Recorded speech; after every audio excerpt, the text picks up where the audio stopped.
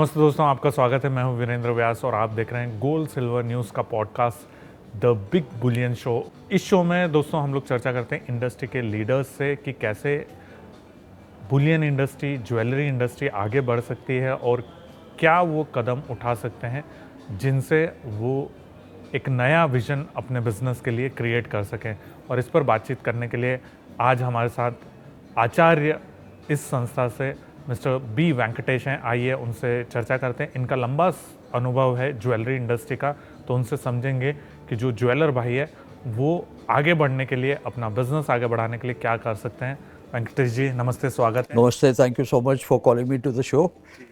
सो sir, अगर हम बात करें आज के समय में, अगर आप देखें तो आपको क्या लगता है ज्वेलरी इंडस्ट्री सबसे बड़ी क्या गलती कर रही है?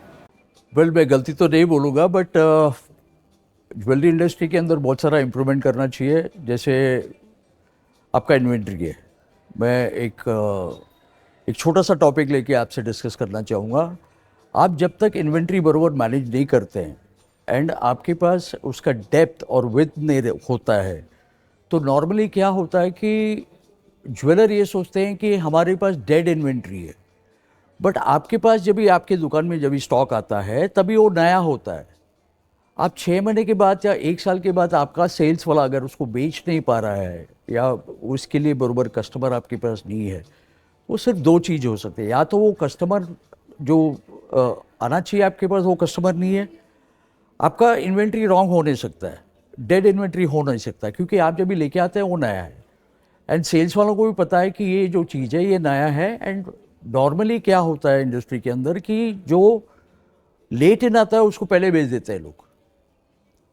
तो आपके इन्वेंट्री मैनेज करना बहुत ज़रूरी है, इन द सेंस कि आपका इन्वेंट्री गोल्ड ज्वेलरी के अंदर कम से कम 3 या 4 बार ज्वेलरी टर्न होना चाहिए।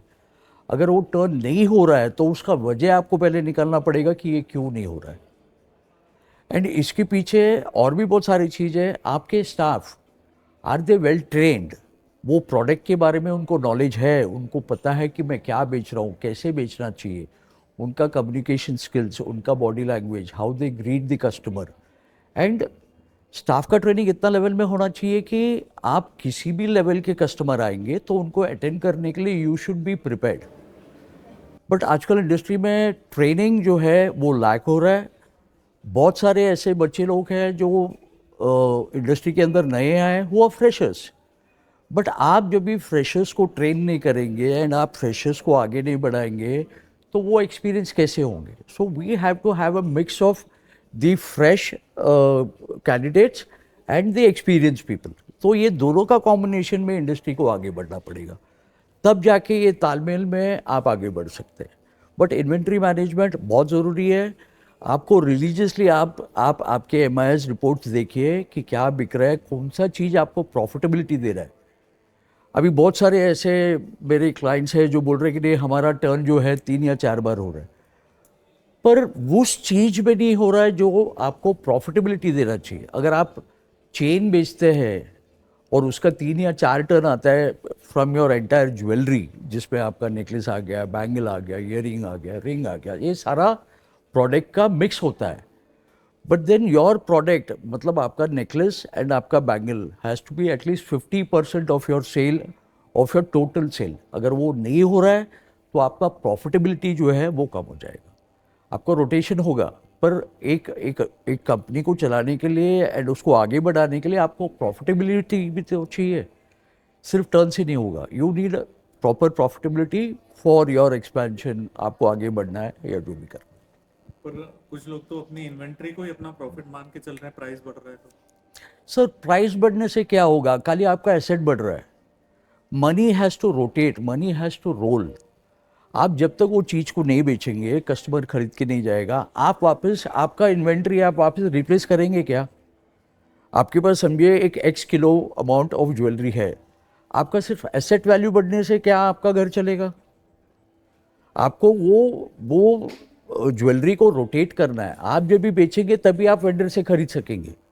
अगर वो स्टैग्नेंट है तो कहाँ से होगा।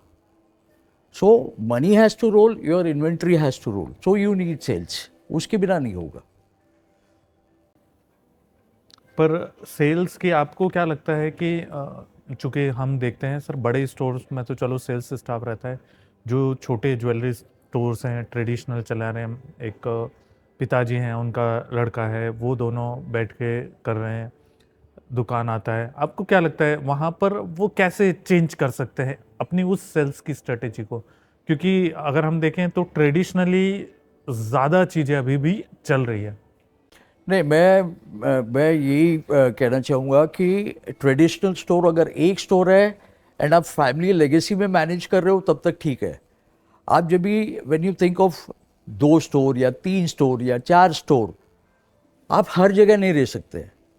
तो आपके सिस्टम्स बैकएंड में, plus you have to trust people कि नहीं, मेरा एक बंदा हो सकता है कोई फैमिली का हो या बाहर से कोई मैनेजर लिया हो, तो इन लोगों को आप प्रोफेशनली जब भी लेके आओगे तब आप आगे बढ़ सकते हो। आप सोचेंगे कि नहीं मैं सब जगह जाके मैं ही करूँगा, वो पॉसिबल नहीं है।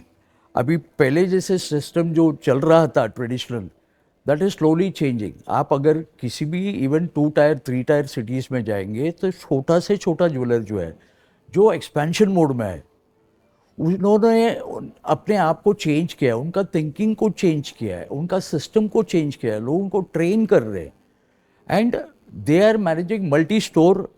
जैसे आप रिमोट कंट्रोल चला रहे हैं वैसे मल्टी स्टोर कर रहे हैं। आप अगर ब्रांडेड ज्वेलरी शोरूम्स देखेंगे तो ये कैसे चल रहा है, किसी का 400 दुकान है, किसी का 300 दुकान है, किसी का 50 दुकान है, but owner is not the face value. आप जो मैनेजर या बाकी जिसको अपॉइंट करेंगे, he will be the brand ambassador of your company और your store and you have to trust those people and give them the powers. आप उनको power नहीं देंगे, आप बोलेंगे कि नहीं आप ये करो ये रिजल्ट दो, नहीं होगा। आपको पावर देना है, बस आपको ट्रस्ट करना है आपके एम्प्लॉयज़ के ऊपर, वो ग्रो होंगे, आप ग्रो होंगे। So it is both the sides, it is give and take. तो ये लागू करना बहुत ज़रूरी है। कस्टमर एक्सपीरियंस कितना ज़रूरी है? आप स्टोर में घुसे और आप कस्टमर एक्सपीरियंस के बिना आपके दुकान, आई टेल यू, मेरे ट्रेनिंग प्रोग्राम्स में ये होता है, मैं I have a special topic on customer service. अभी छोटे लोग या छोटे शहर में जो दुकान है, वो सोचते हैं कि एक कॉर्पोरेट नाम आ गया है या 2-4 कॉर्पोरेट कॉम्पिटिटर्स आ गए and I am not ready for it. आप क्यों रेडी नहीं है? क्योंकि आप वो सर्विस लेवल दे नहीं पा रहे हैं जो कॉर्पोरेट्स दे रहे हैं। कॉर्पोरेट्स में आप जाएंगे तो स्टाफ इज ट्रेंड। क्या आपने वही ट्रेनिंग्स आपके स्टाफ को दिया है? नहीं दिया है। राइट फ्रॉम वेलकमिंग से लेके नॉर्मली क्या करते हैं, सबसे बड़ा गलती हर एक स्टोर में जो होता है, मैं बहुत ज़ोर से चीख के कहना चाहूँगा कि प्लीज़ कस्टमर को आते ही आपका बजट क्या है, आपको क्या देखना है, ये सवाल मत कीजिएगा। आप उनको, आपने अगर नया घर बनाया तो आप मुझे सिर्फ सोफ़ा में बिठा के पानी पिला के भेज देंगे बाहर, या आपका घर दिखाएंगे मुझे? तो मैं यही बोलना चाहूँगा कि आपका दुकान आपका घर जैसा है। जो भी कस्टमर आते हैं वो फैमिली मेम्बर है, उनको आप सारा दुकान घुमाइए पहले। Don't ask them anything, don't ask them their budget, क्या डिज़ाइन देखना है आपका, क्या वेट रेंज में देखना है, बिल्कुल नहीं। आप उनको पहले कस्टमर एक्सपीरियंस दीजिए उनको, बिकॉज कस्टमर को पता नहीं है आपके पास क्या है एंड आपको पता नहीं है कि कस्टमर को क्या चाहिए। तो आपका फर्स्ट 10 सेकेंड्स या 15 सेकेंड्स का कम्युनिकेशन स्किल जो है वो बहुत स्ट्रांग होना चाहिए। तो वो 10 to 15 सेकेंड्स आपका जो कम्युनिकेशन स्किल्स है, you start with the tour of your store. आप जब लेके जाएंगे उनको, और अगर वो किसी जगह में जाके फोकस करते हैं या उनका आई कांटेक्ट जो अगर जाके बैठता है, आप उनको उधर बिठाओ and you get the products there and show them there. And जब तक वो पॉजिटिव शॉपिंग एक्सपीरियंस लेके नहीं जाएंगे और 4 लोगों को नहीं बताएंगे, आपके बारे में गलत बोलेंगे या जो भी है, सो तो बेस्ट पॉसिबल कस्टमर एक्सपीरियंस आपको और कस्टमर्स लाएगा, बिकॉज वो आपका रेफरल देंगे और 4 लोगों को। सो उससे रेफरल से अगर आपके पास कस्टमर आते हैं तो उससे बढ़िया चीज़ और कुछ नहीं है, because you are getting it free of cost. आपको कॉस्ट टू कंपनी नहीं है कि आपको खर्चा करके आपको डेटा लाना पड़ रहा है या वो कस्टमर को आपको दुकान में लाना पड़ रहा है, नहीं। A happy customer will get you another 10 happy customer. अगर आपका सर्विस लेवल, आपका मतलब टूरिंग, आपका कम्युनिकेशन स्किल्स अगर स्ट्रांग नहीं होगा तो customer will go dissatisfied, and एक डिससेटिस्फाइड कस्टमर वापस नहीं आएगा, एंड एक बार कस्टमर चला गया तो और किसी को रेफर भी नहीं करेगा। सो ये छोटे छोटे चीज़ें हैं जो एक इंडस्ट्री के अंदर करेक्शन होना चाहिए। एंड ऐसा नहीं है कि कॉर्पोरेट है तो मुझे डरना है फॉर अ स्मॉल स्टोर, नहीं, आप आपके सिस्टम को चेंज कीजिए, आपके स्टाफ को ट्रेन कीजिए, and you get them to that level. क्योंकि आप एक लेगेसी दुकान है, काफ़ी साल से है, आपके कॉर्पोरेट कंपटीशन अभी 2 साल से है, 4 साल से है, या जो भी है, बट आपका 70 साल का लेगेसी है, किसी का 100 साल का लेगेसी है, तो आपको डरना किससे है? You are known in your area, आपके नाम से लोग आ रहे हैं आपके पास। आप लैक कर रहे हैं तो सिर्फ सर्विस में लैक कर रहे हैं, उसको आप सुधारिए। नहीं, एक तो आपने बता दिया सेल्स, दूसरा हो गया कस्टमर सर्विस, जो ज्वेलर को सुधारना चाहिए अपने स्टोर में। इसके अलावा ओवरऑल लुक एंड फील अगर हम बात करें उसकी, तो वो कैसा होना चाहिए? क्योंकि आदमी अंदर घुसते से ही दिखता है, जैसे आपने कहा कि जहाँ नज़र रुक जाए वहीं रोक दो उसको। नहीं, मैंने काफ़ी जगह में देखा हूँ, अभी 70 साल का एक दुकान है समझिए, they have never change their furniture, they have never change their display, वो पैकिंग मटेरियल भी वही है। आपको अगर मार्केट में रहना है, आपको कंपटीशन में रहना है, तो आपको आपके सिस्टम्स के अलावा बाकी बहुत सारी चीज़ें जो है, you have to follow the trend. आप बोलेंगे नहीं मैं कंफर्ट जोन में हूँ, 70 साल से मेरा दुकान चल रहा है, मुझे कोई प्रॉब्लम नहीं है, मेरे कस्टमर्स हैं, सब बढ़िया चल रहा है, तो वैसे नहीं होता है। अगर आपका कंपटीशन आज है एंड आपको कंपटीशन के साथ compete करना है, तो आपको बदलाव लाना पड़ेगा। बदलाव कैसे लाना पड़ेगा? एक तो आपका डिस्प्ले, आपका ब्रांडिंग, लोग आपका नाम लेके आना चाहिए दुकान में, आपकी पैकिंग मटेरियल, आपके रेगुलरली वंस इन 15 डेज या 20 डेज आप आपके डिस्प्ले को चेंज कीजिए। क्योंकि अगर एक कस्टमर आज आया है, अगर 15 या 20 दिन के बाद उनके रिलेटिव को लेके आया या उनके फ्रेंड को लेके आया और किसी को लेके आया, तो उनको ये नहीं लगना चाहिए कि मैं हर बार आता हूँ तो यही देखता हूँ। So you have to keep rotating your stocks. आप नीचे का स्टॉक को ऊपर लगाइए, ऊपर का स्टॉक को नीचे ले जाइए, या चेंज द काउंटर्स। तो उससे क्या होगा कि एक नया फील आएगा, एक नया टच आएगा। एंड आपका पैकिंग मटेरियल, आपका packing material is very important. क्योंकि आजकल आज करके नहीं, बहुत सदियों से चलते आ रहा है कि आप किसी शादी में देखेंगे तो they keep the jewellery on display, and वो पहला अंदर ब्रांडिंग देखते कि कहाँ से लिया हुआ है, क्योंकि वो ज्वेलर का नाम वो बक्से के अंदर रहता है, एंड दे फील प्राउड कि मैंने ये ब्रांड से खरीदा हुआ है। सो that is again your branding. तो आप जब तक ये सब सारी चीज़ें, the feel, the look, the experience, the comfort, अगर आप किसी 5 स्टार होटल जाते हैं तो आपको गेट से लेके, आपको प्रणाम करने से लेके, आप जब भी बाहर निकल रहे हैं तब तक आपको सर्विस मिल रहा है, and people are following you up. आप अगर कस्टमर अंदर आ गए, आप उनको फॉलोअप नहीं करेंगे, उनको ध्यान नहीं देंगे, और वो वैसे अगर वॉकआउट हो गया तो वो वापस नहीं आएगा आपके पास। So including your service level, आपका एम्बियंस, आपके लोग कितने ट्रेंड है, आपके सेल्स स्टाफ कितने एनर्जेटिक है, कैसे स्माइल देते हैं, कैसे स्वागत करते हैं, ये सारा चीज़ आपका शॉपिंग एक्सपीरियंस के ऊपर डिपेंड करेगा। एंड जब वो पॉजिटिव एक फीलिंग लेके जाएंगे तो वो वापस आएंगे आपके पास। So it is not only कि नहीं हम 70 साल से हम कंफर्ट लेवल में आ गए, हमें चेंज नहीं होना है, तो you will be the loser. You have to change as per the trend. तो customer, corporate and legacy showroom, ये एक बड़ा गैप है, लेगेसी शोरूम और कॉर्पोरेट शोरूम।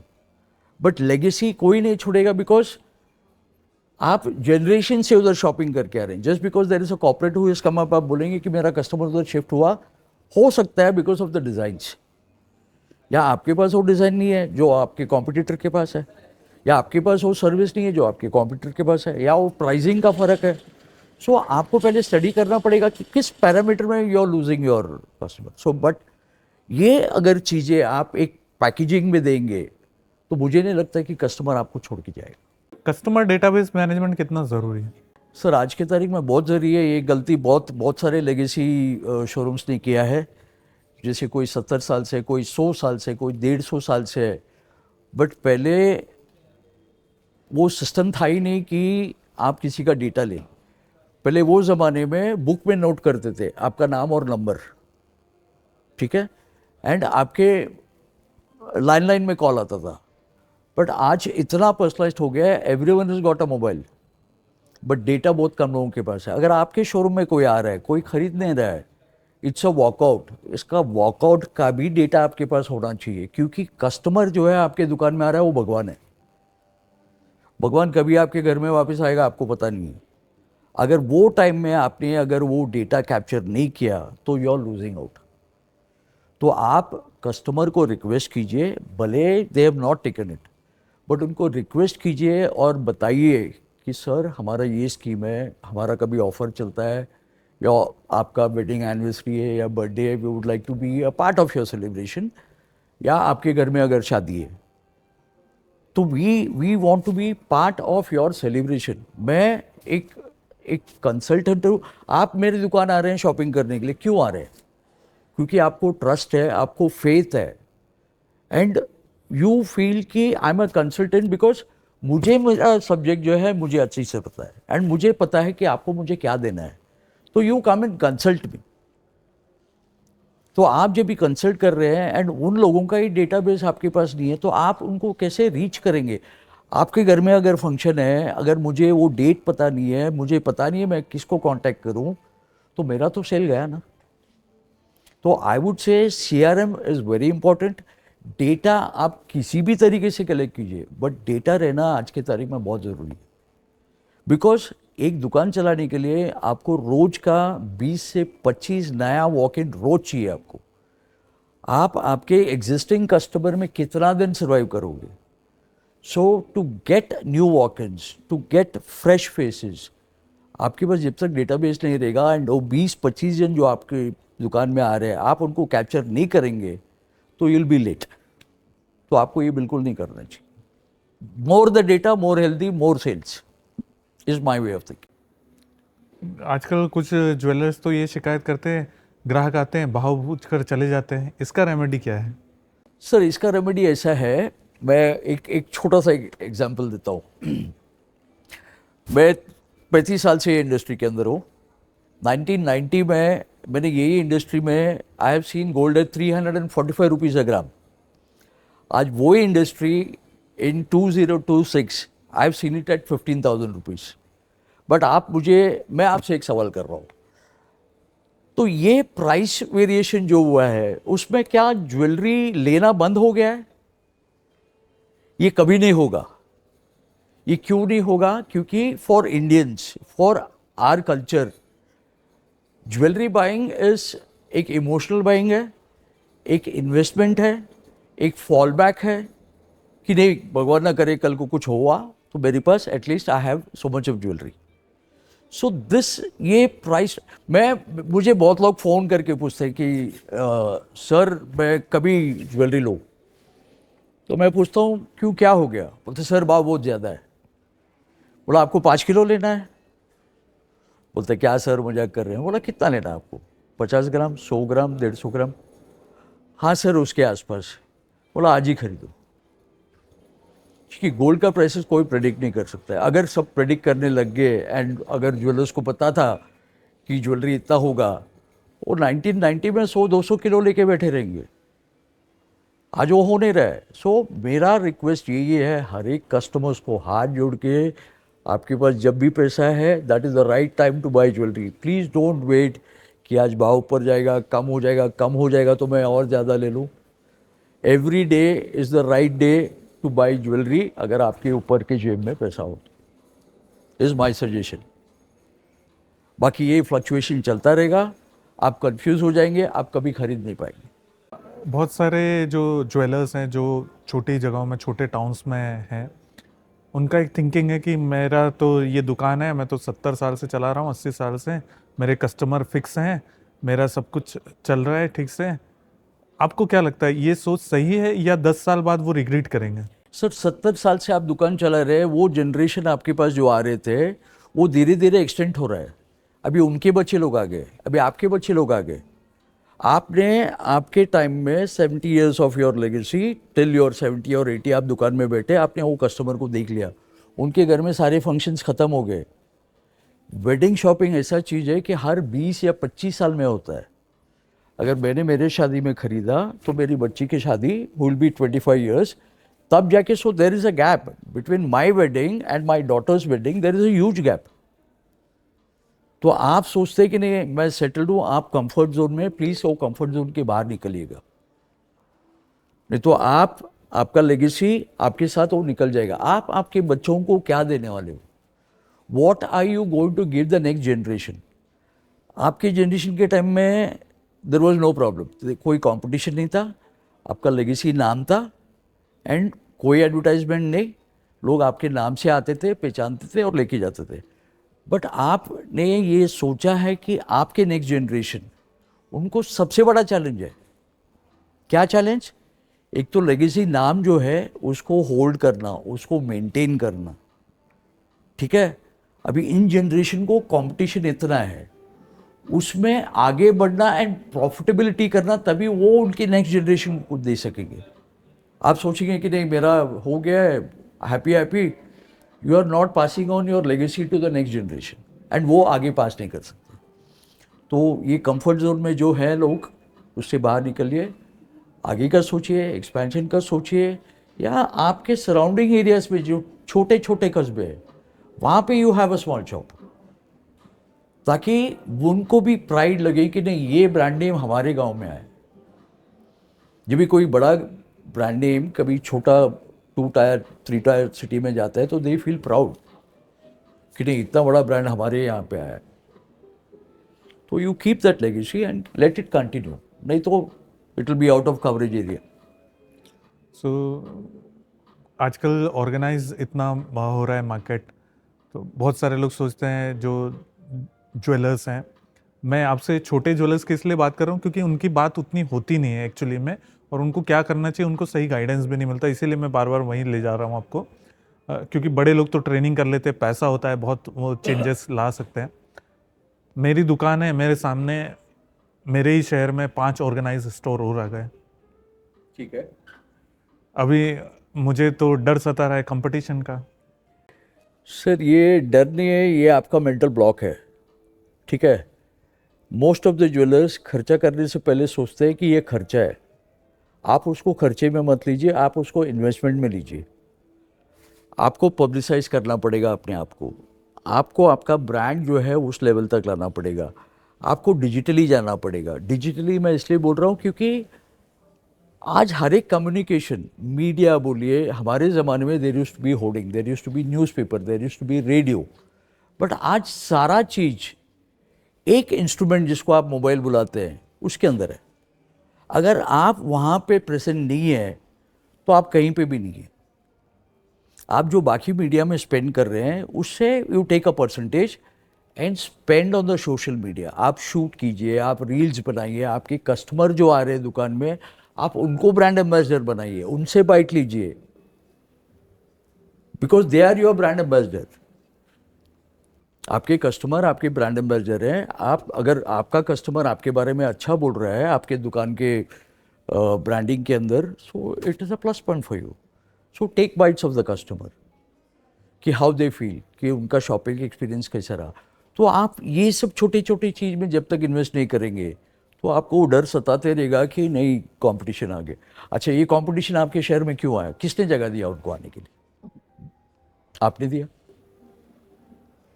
आपको आपका खुद का पोटेंशियल पता नहीं था।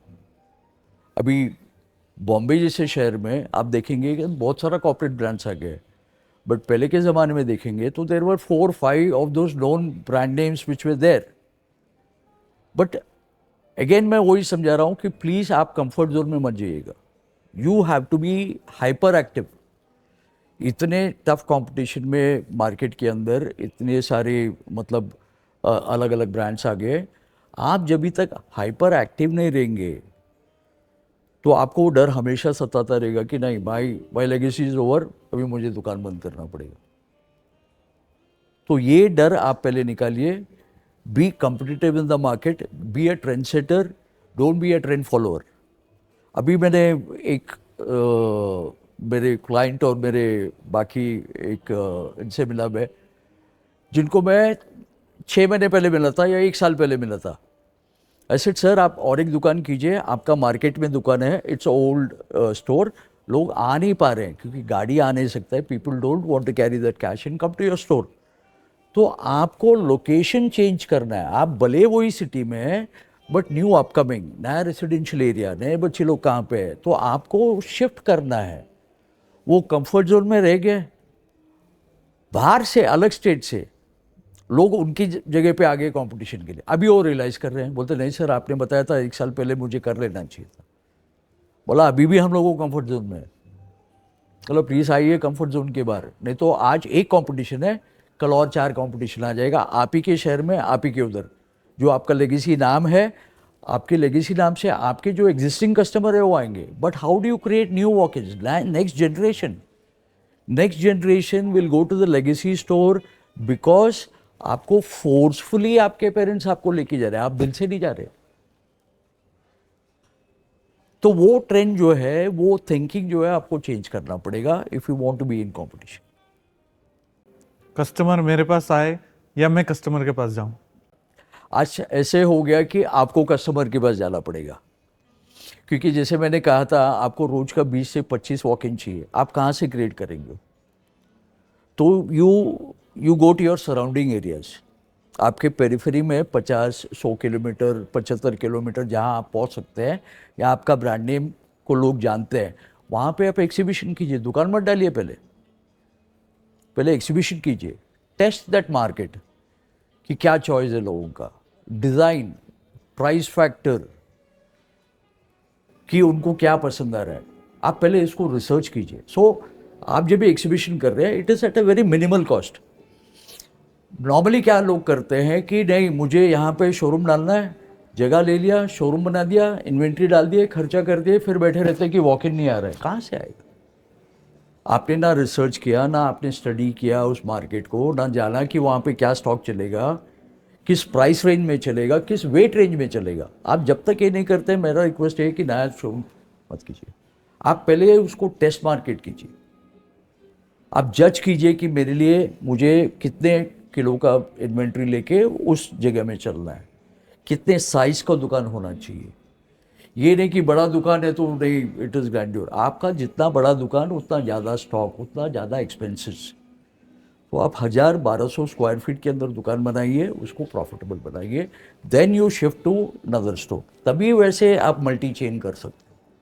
एक और चीज़ मुझे ये समझना है मार्केट को लेकर कि मार्केट में जो है कंपटीशन तो हमेशा ही रहेगा, कोई आज की नई बात नहीं है, नए नए लोग आते रहेंगे। अभी तो आप देख रहे हैं कि एक एक शहर में एक एक ब्रांड 3-3 स्टोर खुल रहा है। बिल्कुल।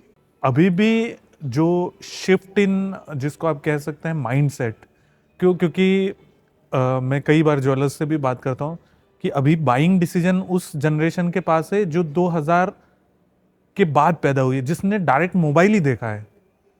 जब वो 5-6-7 साल के थे तो उन्होंने मोबाइल से ही, उनकी दुनिया मोबाइल से ही शुरू हुई है। बिल्कुल। और अभी घर में आप जाओगे तो डिसीजन मेकर मदर फादर होने के बजाय बच्चे रहते हैं। तो ये कितना ज़रूरी है समझना कि हमें न्यू एज कंज्यूमर क्या सोच रहा है, उसके माइंड सेट के हिसाब से सोच के बदलाव करने पड़ेंगे। जैसे मैंने पहले से कहा और मैं अभी भी कह रहा हूँ कि you have to be a trend setter, ठीक है। अभी नेक्स्ट जनरेशन, अभी उनका इंटरेस्ट ज्वेलरी की तरफ बहुत कम है। आप उनको 1.5 लाख रुपए का फ़ोन लेने के लिए बोल दीजिए, वो ले लेंगे, बट आप उनको बोलिए कि आप 1.5 लाख का ज्वेलरी लो तो बोलेंगे नहीं, बिकॉज द जेनजी जिसको आप बोलते हैं उनका माइंडसेट अलग है। अलग इन द सेंस कि उनको हर एक फंक्शन के लिए हर 6 महीने में अलग ज्वेलरी चाहिए। अभी आपके ज़माने में और मेरे ज़माने में हमने जो नेकलेस लिया था वो हमने 10 फंक्शन में पहन लिया, same relative, same everyone, different sari change, but jewellery remains the same. But आज के तारीख में वो जनरेशन को आप बोलिए, अच्छा पहले ज़माने में there used to be 1 function, शादी हो गया, रिसेप्शन हो गया, हैप्पी हैप्पी घर पे। आज देर आर, एक शादी के अंदर 5 से 6 अलग अलग इवेंट्स है देर। मैं इवेंट्स बोल रहा हूँ, मैं फंक्शन नहीं बोल रहा हूँ, उसको इवेंट बना दिया है। आपका हल्दी हो गया, आपका मेहंदी हो गया, आपका कॉकटेल हो गया, आपका बैचलर पार्टी हो गया, आपका शादी हो गया, आपका विदाई हो गया। आजकल कॉस्ट्यूम चेंज, विदाई के लिए ज्वेलरी अलग। जब भी बेटी रो रही है, your father is becoming emotional, आपका विदाई हो रहा है, बट उसमें भी उनको ज्वेलरी चाहिए। सो आपके पास इतना सारा अपॉर्चुनिटी है आज ज्वेलरी बेचने के लिए, बिकॉज यू हैव 6 फंक्शन।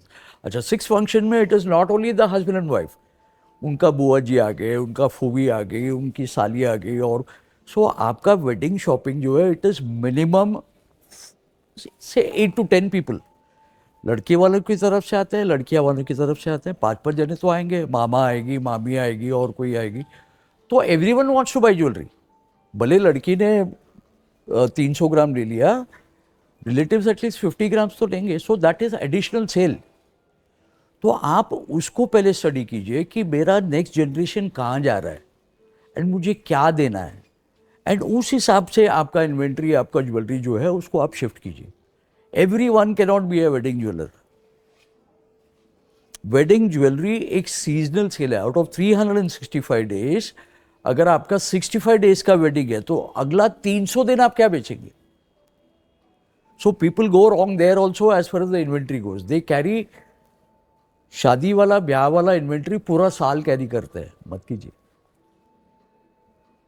सिर्फ वो पीरियड में या उसके 2 महीने पहले या 3 महीने पहले आप वो इन्वेंट्री को क्रिएट कीजिए, उसको हाइक कीजिए, एंड बाकी टाइम तो आपको नॉर्मल ज्वेलरी ही बेचना है। तो उसको आपको जज करके, आपको स्टडी करके, आपका इन्वेंट्री में जो भी ट्यूनिंग करना है वो आपको करना दो। पर अभी अगर हम देखें तो बहुत सारे लोगों को ये लगता है कि मार्केटिंग एक खर्चा है, डिजिटल एक खर्चा है, सेल्स ट्रेनिंग एक खर्चा है, हमारा हमको खुद एक्सेल करना है, बिजनेस कैसे बढ़ाना, आगे कैसे बढ़ाना है, उसका ट्रेनिंग लेना है, वो भी एक खर्चा लगता है। तो ये खर्चा है या इन्वेस्टमेंट? सर, आपका ज्वेलरी 3 या 4 बार टर्न नहीं होता है। आपके पास डेड स्टॉक है, ठीक है? आपने उस पर खर्चा किया है या इन्वेस्ट किया है? ठीक है? तो आपका मैनेजमेंट से लेके मैं एकदम स्ट्रेट आपको जवाब देता हूँ। आप अगर लोगों में इन्वेस्ट नहीं करेंगे, not only jewellery, any company, आप लोगों में man hours and man power में आप इन्वेस्ट नहीं करेंगे ना, आप कभी जीत नहीं पाएंगे। आपको ज्वेलरी इंडस्ट्री एक इंडस्ट्री है, and you should be thankful कि आपके पास 8 स्टैंडर्ड फेल के भी सेल्स स्टाफ हैं, and you have a manager और a regional manager who is an MBA।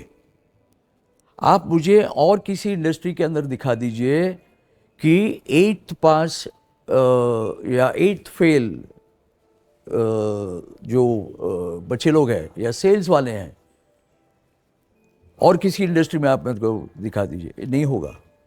ये सिर्फ ज्वेलरी इंडस्ट्री ऐसा एक इंडस्ट्री है where you have trust on people. पहले के ज़माने में क्या था, आपके पहचान वाले हैं, आपकी बेटी है, ठीक है, भेज दीजिए, हमारे पास काम करेगी। आज आप जाइए, you have to be minimum graduate. आप अगर कॉर्पोरेट में जाएंगे तो मिनिमम 12th से लेके आपका ग्रेजुएशन तक आपका मिनिमम क्वालिफिकेशन चाहिए, तब जाके आपको वो काम मिलता है।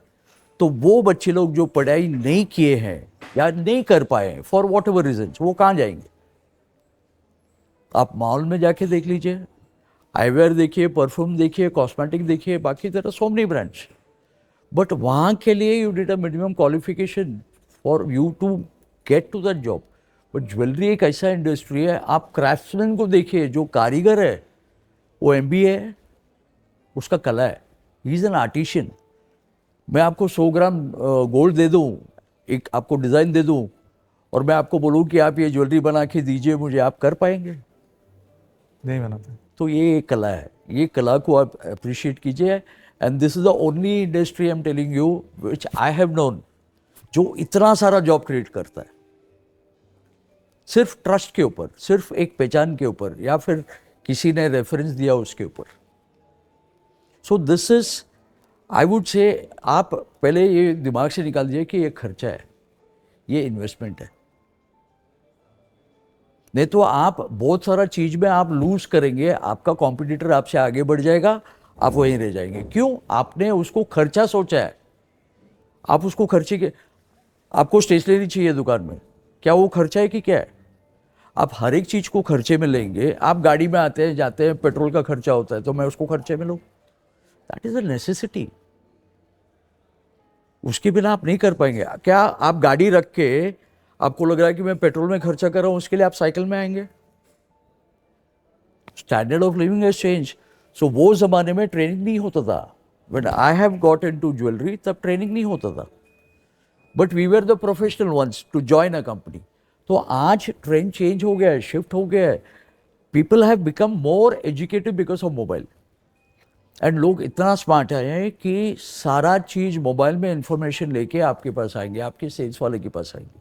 अगर आपका सेल्स वाला अगर उनको सही जवाब नहीं दे पाएगा तो बोलेंगे कि इनको कुछ पता नहीं है, लेट्स गो आउट। तो आपके सेल्स स्टाफ के ऊपर, आपके मैन पावर के ऊपर आप जो भी खर्चा जो बोल रहे हैं, मेरे हिसाब से वो खर्चा नहीं है, वो इन्वेस्टमेंट है। यही बच्चे लोग आपको कमा के देंगे। और वो कब कमा के देंगे? जब भी दे आर प्रॉपरली ट्रेन, जब भी उनको भाषा पता है कि क्या बात करना है, कैसे बिहेव करना है, कैसे ड्रेस करना है। आपका ग्रूमिंग से लेके आपका बॉडी लैंग्वेज, आपका कम्युनिकेशन स्किल्स, ये सब जब तक एक्सटर्नली कोई आके उनको नहीं सिखाएगा, आप तो नहीं सिखाने वाले हैं क्योंकि आपको लग रहा है कि आपको सब पता है। बट आज इंडस्ट्री में ऐसे स्पेशलिस्ट लोग बैठे हैं जो एक एक चीज़, एक एक पिन पॉइंट, आपका जो भी प्रॉब्लम है ना, इट्स लाइक अ डॉक्टर।